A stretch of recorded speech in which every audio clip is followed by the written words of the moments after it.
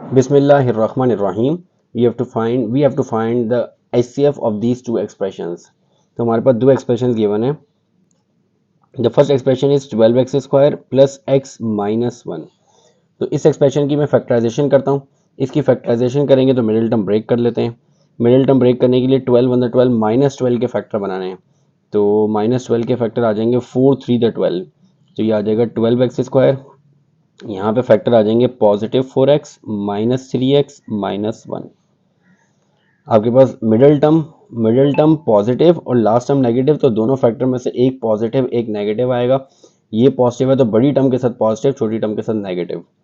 अब इन दोनों टर्म में से मैं कॉमन ले लेता हूँ। इन दोनों में से कॉमन आएगा 4x, यहाँ से आ जाएगा 4 3 द 12x प्लस 4x पूरा कॉमन चला गया तो ये आ जाएगा 1।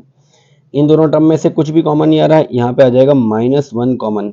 माइनस 1 इस वजह से कॉमन क्योंकि ये दोनों टर्म नेगेटिव हैं और ब्रैकेट ये सेम होना चाहिए। तो यहाँ पे 3x प्लस 1 लाने के लिए नेगेटिव 1 कॉमन लेंगे तो ये आ जाएगा 3x प्लस 1। अब ये दोनों ब्रैकेट सेम आ रहे हैं आपके पास, तो ये आ जाएगा 3x प्लस 1 4x माइनस 1। तो ये फैक्टराइजेशन आ गई फर्स्ट टर्म की। सेकेंड टर्म की factorisation, second term is 15x square plus 8x plus 1। अब इसकी फैक्टराइजेशन करूंगा तो 15 वन द 15, 15 के फैक्टर बनाने हैं तो 15 के फैक्टर आ जाएंगे 5 3 द 15। तो ये 15x square as it is आ जाएगा और 15 के फैक्टर आ जाएंगे 5x प्लस 3x प्लस 1। अब इन दोनों टर्म्स में से मैं कॉमन लेता हूँ। इन दोनों टर्म्स में से कॉमन लूंगा 5x, तो ये आ जाएगा 5 3 the 15x as it is और 5x पूरा कॉमन चला गया तो यहाँ आ जाएगा पॉजिटिव 1। इन दोनों टर्म में से कुछ भी कॉमन नहीं है तो पॉजिटिव 1 कॉमन, तो ये आ जाएगा 3x प्लस 1। तो ये आ जाएगा 5x plus 1 and 3x plus 1। ये दोनों टर्म्स आ गई हमारे पास, ये दोनों फैक्टर्स आ गए दिस एक्सप्रेशन के।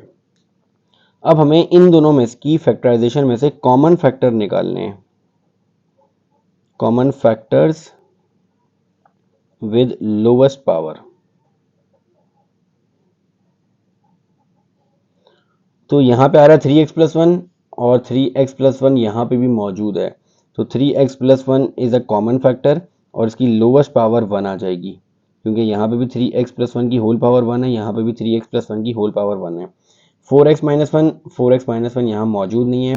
यहाँ पे 5x प्लस 1 और यहाँ पे 5x प्लस 1 मौजूद नहीं है। इट मीन्स डैट आपके पास कॉमन फैक्टर सिर्फ 3x प्लस 1 आ रहा है और with lowest power 3x plus 1 की whole power 1। So HCF of the required term will be 3x plus 1। Next question number 7। Question number 7 की एक एक्सप्रेशन हमारे पास गिवन है c square x square minus D square. अब इस term की मैं factorisation करूंगा तो यहाँ पे हमारे पास ये c के ऊपर भी स्क्वायर गिवन है, x के ऊपर b स्क्वायर गिवन है, तो ये आ जाएगा cx whole square minus D square. तो यहाँ पे फॉर्मूला लगेगा A square minus B square, so it will be A plus B and A minus B. Next expression आपके पास है A C X square minus B C X plus A D X minus B D. इन दोनों terms में से अगर मैं common देखूं तो इन दोनों टर्म में से ए कॉमन नहीं आ रहा, बी भी कॉमन नहीं आ रहा, सी दोनों में कॉमन है एंड एक्स दोनों में कॉमन है। तो यहाँ से c और एक x कॉमन जाएगा तो यहाँ बचेगा एक a और एक x, और यहाँ से cx कॉमन जाएगा तो यहाँ बचेगा b। इन दोनों टर्म में से कॉमन a नहीं आ रहा, b भी नहीं आ रहा, d कॉमन आ रहा है। तो यहाँ से d कॉमन जाएगा तो बाकी बचेगा ax और यहाँ से d कॉमन जाएगा तो आ जाएगा माइनस b। अब ax माइनस बी दोनों ब्रैकेट में कॉमन आ रहा है तो आ जाएगा ax माइनस बी और cx प्लस डी। ये दो फैक्टर्स आ जाएंगे हमारे पास रिक्वायर्ड जो टर्म है सेकंड, उसके ये फैक्टर्स आ गए। तो हमारे पास फर्स्ट टर्म के फैक्टर्स आ रहे हैं ये दो और सेकंड टर्म के फैक्टर्स आ रहे हैं ये दो। तो अब दोनों में से हम कॉमन फैक्टर्स निकाल लेते हैं विद लोवेस्ट पावर।